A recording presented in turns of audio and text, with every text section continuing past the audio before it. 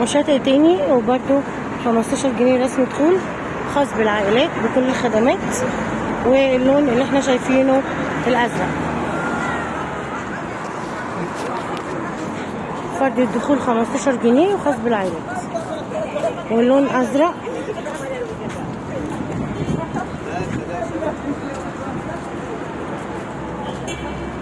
زي ما قلنا ان جميع الشواطئ السنه دي او الصيف ده كل شاطئ له ديزاين معين ولون شماسي معين.